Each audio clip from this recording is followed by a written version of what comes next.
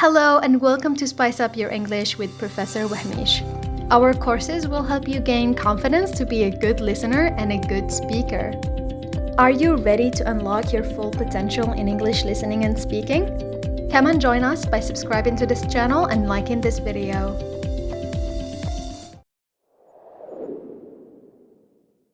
How would you process listening? What are the top-down strategies used in listening processing? Let us refresh your memory in a few minutes. In the real world, you will be asked to do so many things using your English. Some of the English, of course, that you have learned in the classroom.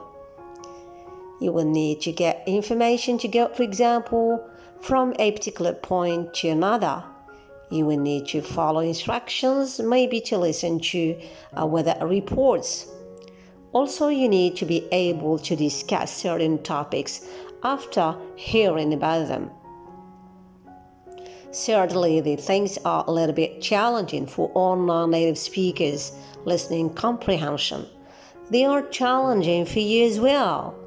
But the best way you can do is prepare yourself for practicing using top-down listening activities to check your comprehension.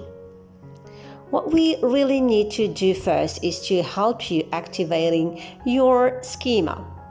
In fact, top-down listening occurs when you activate your prior knowledge in order to make sense of what you are listening to. Schema or prior knowledge, a concept you have already known, is simply what you know about something. Have you ever come upon some people discussing a particular topic and having no idea about what they were talking about? Think about it. Surely you heard the words, pronunciation and grammar structures, things that you do when processing listening through bottom-up strategies, but you didn't really know what the topic of exchange was rounded upon. That's because you had no contextual cues that permit you to associate the words, pronunciation or grammar to other elements, making your understanding more easier. How did you feel at that time? Maybe confused or upset. Without context, you will be unable to really tell us what is being said. You will not be able to reply to. To sort out these problems, we may refer to pre-listening activities to activate your schema.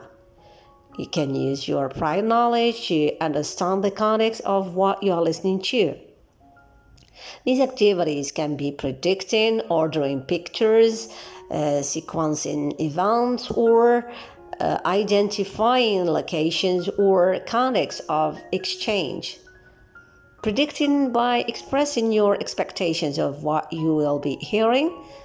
It will be sharing what you expect to hear from the royal family fortune, for example, telling your expectations about a business or a medical report. Ordering images also can help to be better prepared for comprehending what you will be listening to.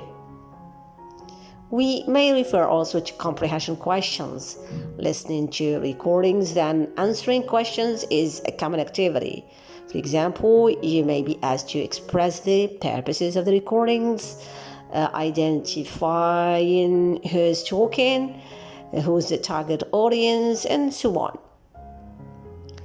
Discussions are also ways which appear to be useful to check listening comprehension from a top-down perspective.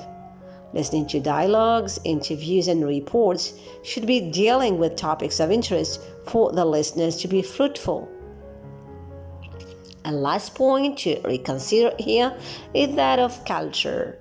The top-down listening strategies often require understanding the culture while the listening takes place.